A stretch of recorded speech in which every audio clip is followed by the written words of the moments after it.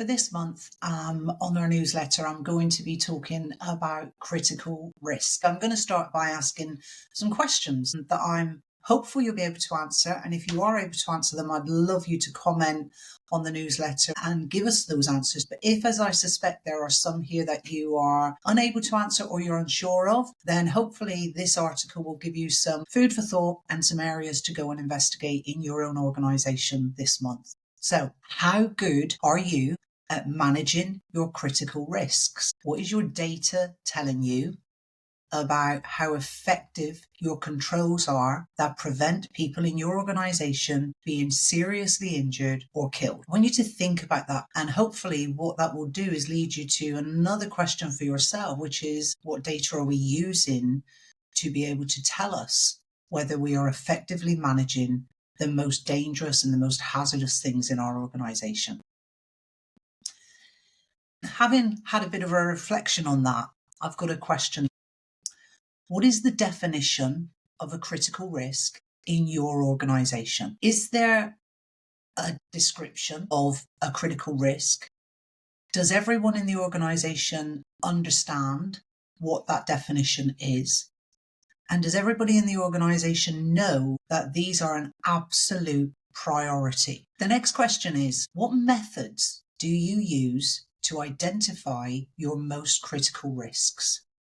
What tools do you have? What forums do you have in order to be able to be assured of what your people are exposed to when they're going about their normal day-to-day activities? The next question is, do you have a framework for managing those critical risks? Is there a process in place? How do the tasks that relate to critical risks differentiate from those that are not critical risks? For example, is a critical risk always covered by a permit, some sort of engineered control? Or are you reliant on administrative type controls? Next question. How do your workers know if they are involved in a task or activity that exposes them to a critical risk? How do you want them to feel when they are engaged in those activities? Do you want them to feel differently? Do you want them to be more aware of what's going on in the task and around them? How would you want them to behave differently when they're involved in those tasks or activities by comparison to their normal other day-to-day activities that don't expose them to those life-changing or fatal risks? Next question for you is, how effective is your management of change when it relates to a task, activity, or piece of equipment or plant or facility that exposes people to critical risks? Does your management of change process have something in it that prompts people to think about the introduction of new, potentially unforeseen risks? How robust is that management of change when it comes to those types of activities? And the next question, what is your data telling you about the effectiveness of the controls?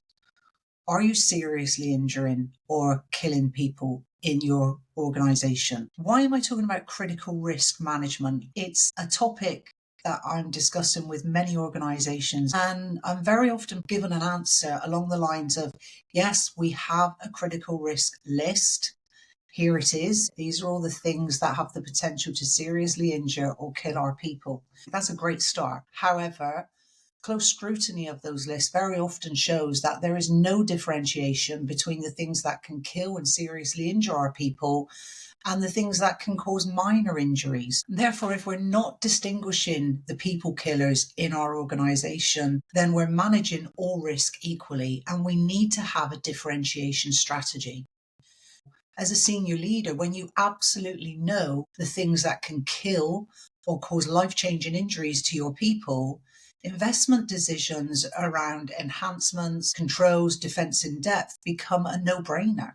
It's so easy to say, of course, we're going to invest in this technology. Of course, we're going to provide this equipment. Of course, we're going to make sure that we have really great controls in place. The problem is that if you've got a list of 40, 50, 60 items, then you probably can't see the wood for the trees. You probably do not have a differentiation strategy. Many organizations, they're looking at critical risks in exactly the same way as they would handle cut fingers, the dust in the eye, the more minor injuries that our people see day to day. And that is because the way that we respond to any accident in the workplace is generally pretty poor. We overreact.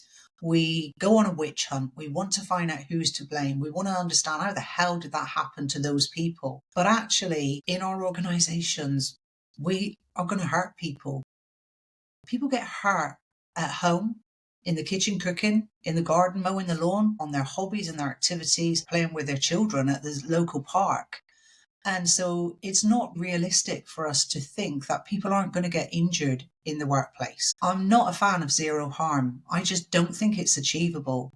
And while we have that as a company headline, we have no choice but to overreact to the more minor accidents and incidents. Those things that generally pop up on your total recordable injury rate, we respond to them because our legislation drives us that way. What we do have a choice in is how we respond to them as a leadership team. If we really do get our knickers in a twist, the chances are people are going to stop reporting those minor injuries. So if you're in an organization today that it seems like all of your injuries are fairly big injuries, broken bones, whatever it may be, chances are your people aren't reporting to you the more minor things. And the reality is that's probably because you overreact. You do an investigation, you produce a report, maybe you make a video of them looking like an idiot on television for the rest of their colleagues to see. Maybe you ask them to stand up at a town hall and explain why they were so dumb. These aren't really good responses to accidents and incidents. And a senior leader going on a witch hunt because somebody has twisted an ankle, it just pushes reporting underground.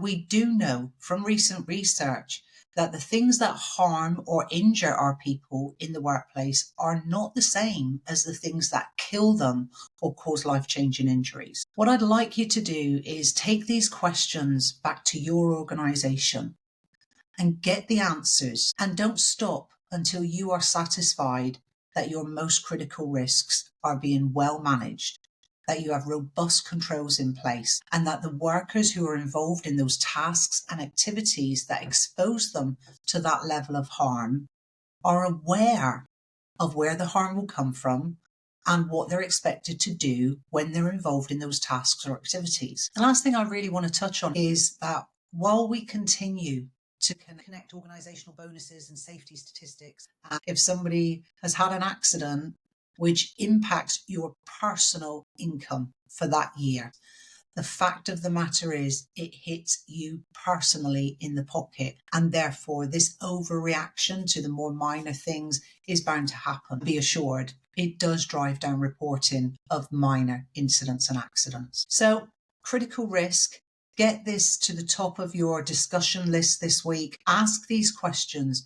Don't expect to be able to come up with all of the answers straight away, but be prepared to start looking at these and make sure that they're well covered and that you are well covered. And most importantly of all, that your people that are out there doing their job every day, being exposed to these things, are provided with adequate controls and robust protection. I hope this has given you some food for thought. Of course, if you want to know more about how we can help you with critical risk management, please reach out to us. We're talking to many organisations all over the world, bringing people together from similar industries or who have similar hazards, helping them learn from each other. So please do reach out. I hope this has been helpful today and look forward to catching up with you on next month's newsletter. Thank you very much.